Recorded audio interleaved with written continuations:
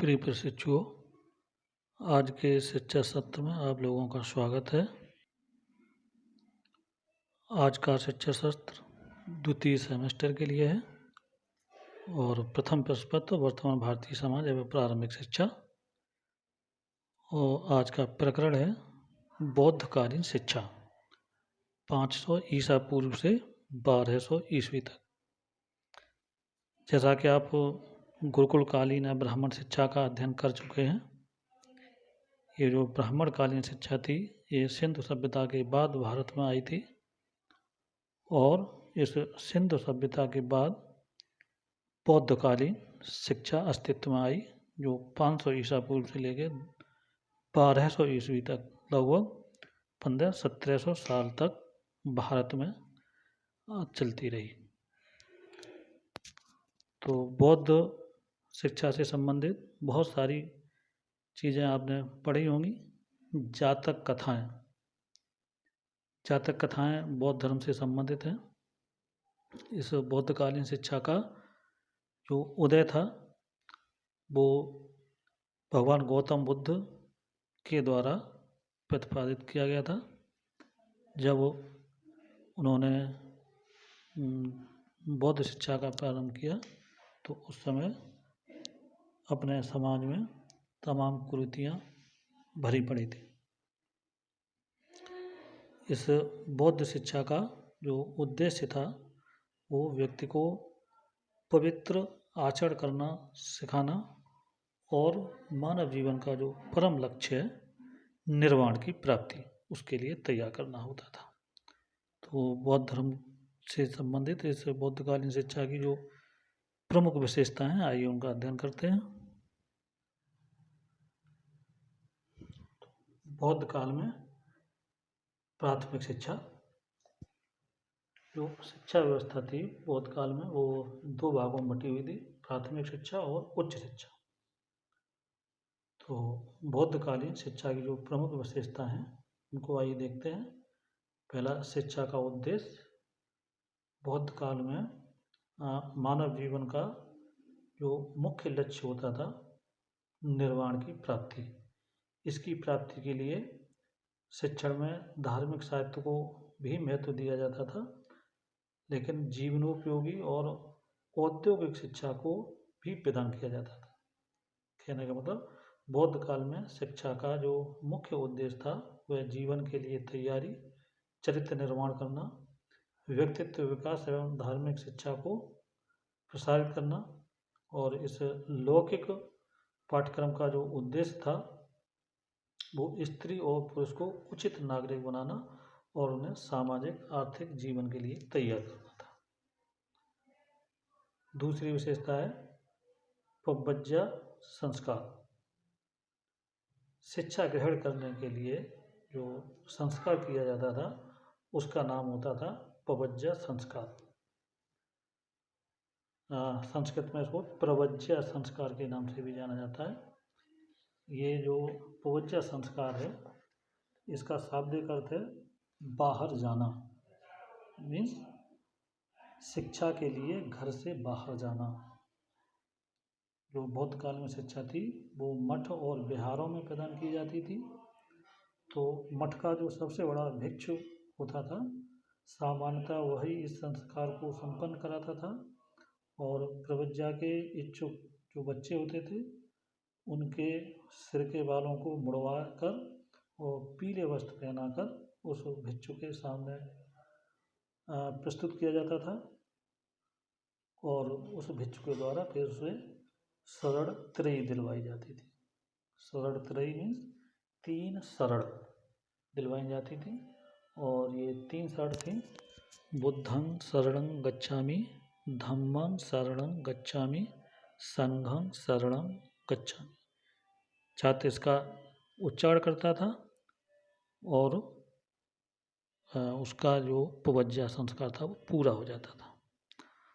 इस प्रवज्जा संस्कार को लेने के बाद जो छात्र था उसको श्रामणेर कह के बुलाया जाता, श्रामणेर या श्रमण, और उसे उस आचार्य या गुरु के पास मठ या विहार में ही रहना पड़ता था।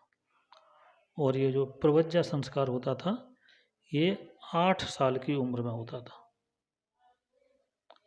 और 8 साल की उम्र में सभी के लिए, चाहे वो ब्राह्मण हो, चाहे क्षत्रिय हो, चाहे वैश्य हो, चाहे शूद्र हो, इस काल में आकर के जो शिक्षा थी वो सबके लिए समान रूप से थी।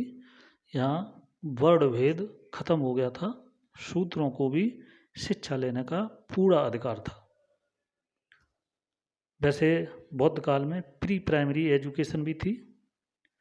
जो बच्चे 6 साल के होते थे उनको भी शिक्षा प्रदान की जाती थी, और 6 साल की उम्र पे जो शिक्षा दी जाती थी वो प्राथमिक शिक्षा कहलाती थी।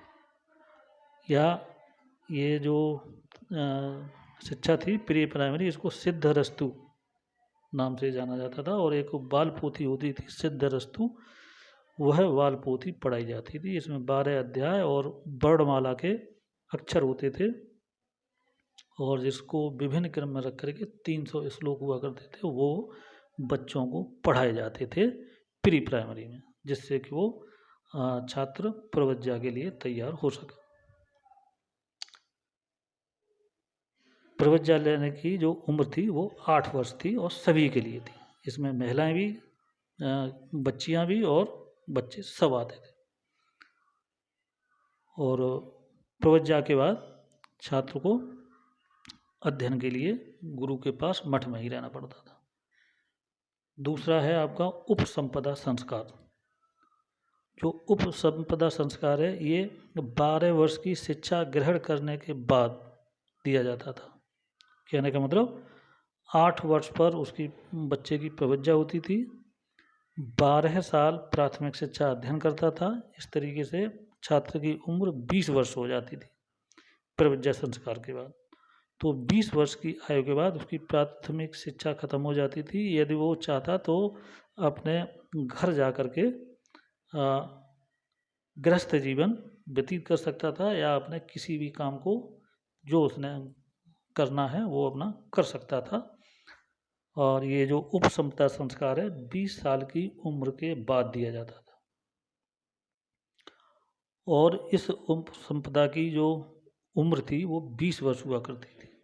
20 वर्ष की उम्र के बाद उपसंपदा होती थी, कहने का मतलब उच्च शिक्षा।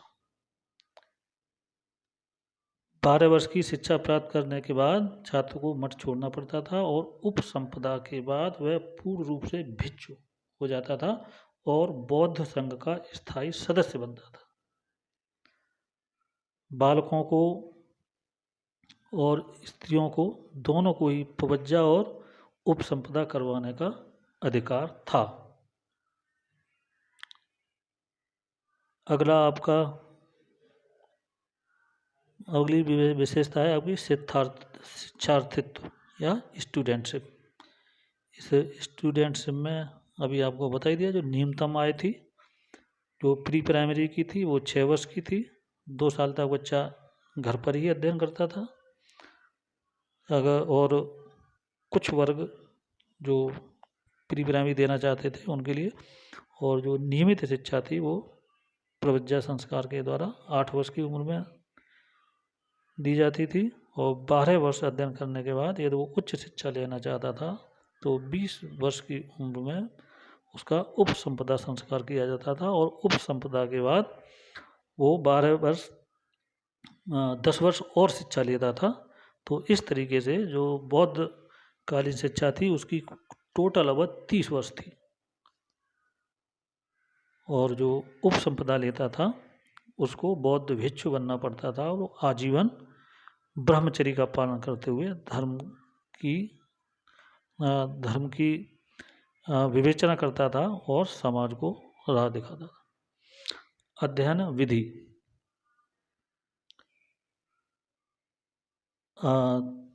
अध्ययन की विधि के लिए प्रवज्जा का समय 12 वर्ष और उपसंपदा का 10 वर्ष, और इस तरीके से ये 30 वर्ष की अध्ययन अवधि थी।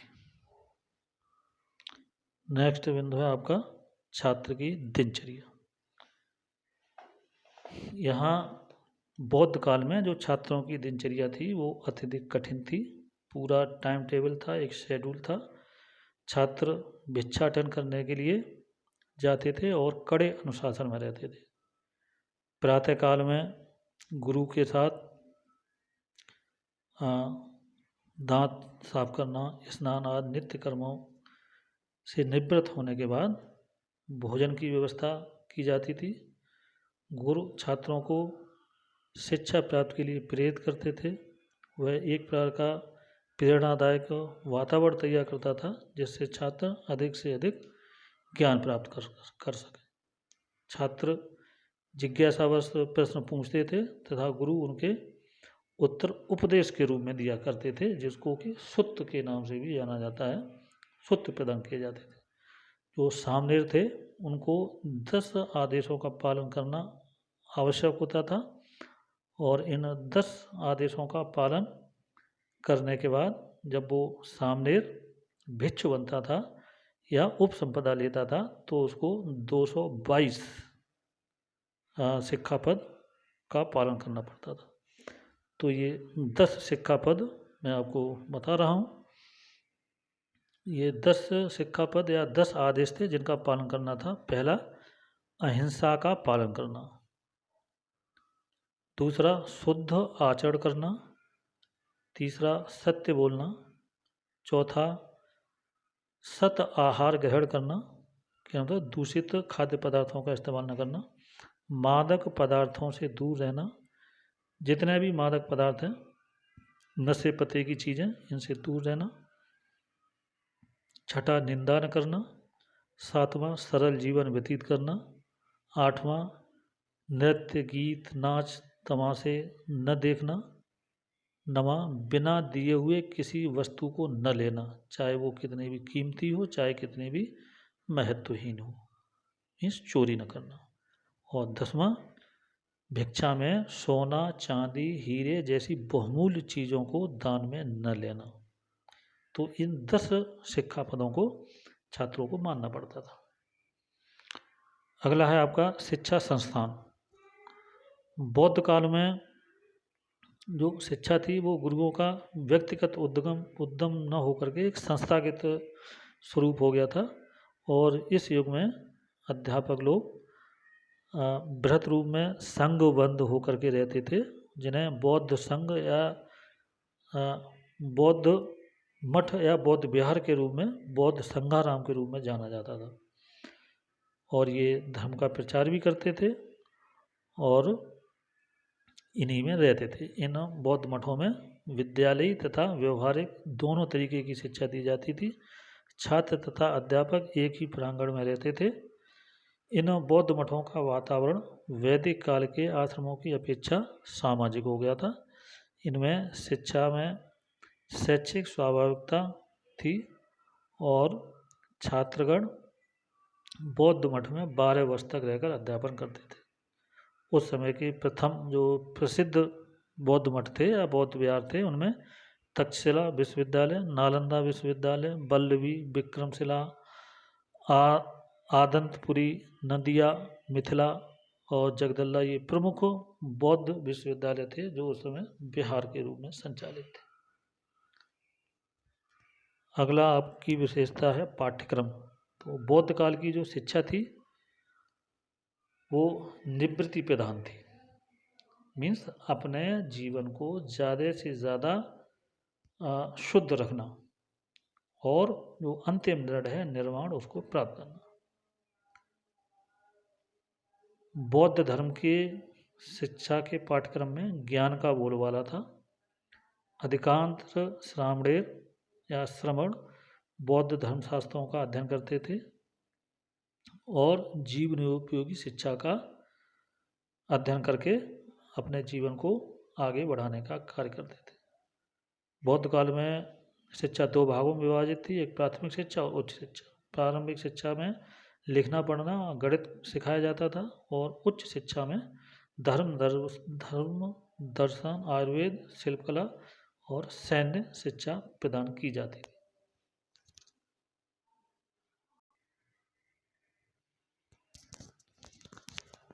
अगली विशेषता है आपकी शिक्षण विधियाँ। तो तो बौद्धकालीन शिक्षा में जो शिक्षा की विधियाँ थीं वो लगभग वैदिक कालीन शिक्षा के ही समान थी, क्योंकि यहाँ भी प्रिंटिंग का साधन नहीं हो पाया था और गुरु शिष्य से पाठ के को सुनता था और याद करता था।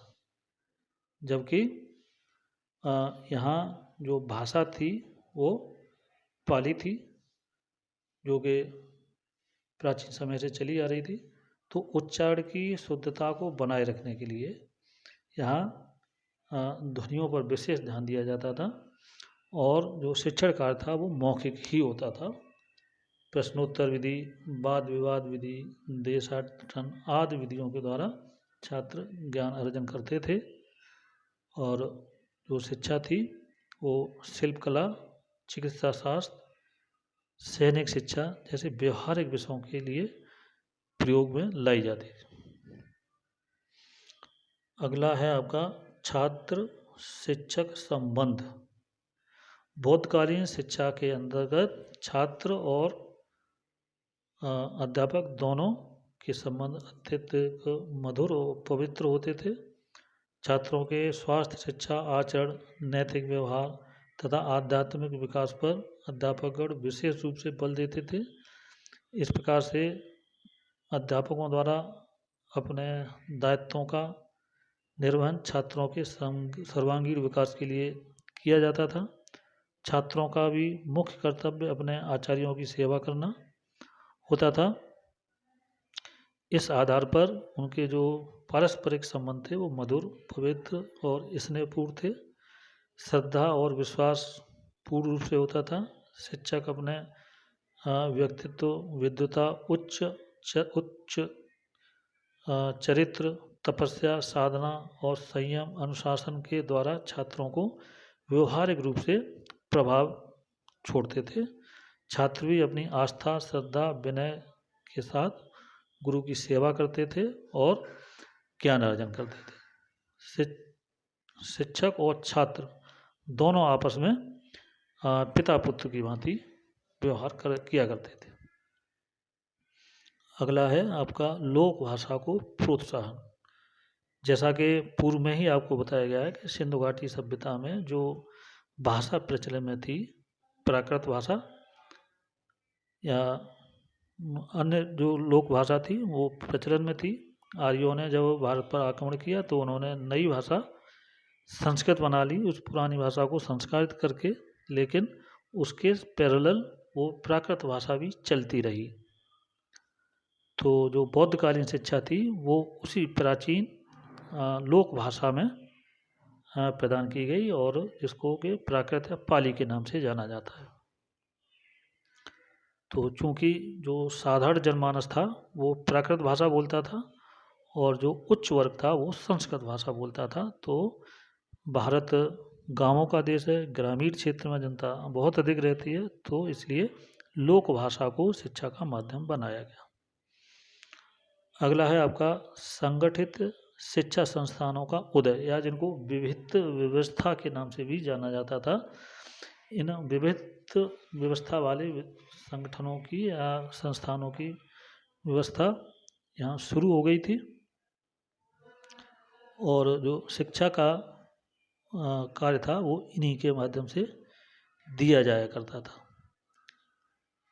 जो ये संस्थान थे इन्हें संगठित रूप से संचालित किया जाता था और इनमें जो रहने वाले छात्र थे उनको भी व्यवस्था की जाती थी।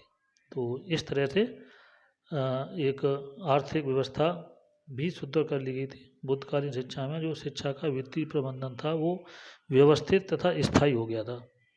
शिक्षा संस्थाओं में या इन बौद्ध मठों में निरंतर वित्तीय व्यवस्था सहायता के रूप में होती रहती थी। राजा लोग इसमें अपना योगदान देते रहते थे, इसलिए जो साधन थे वो दृढ़ और स्थायी बन गए थे।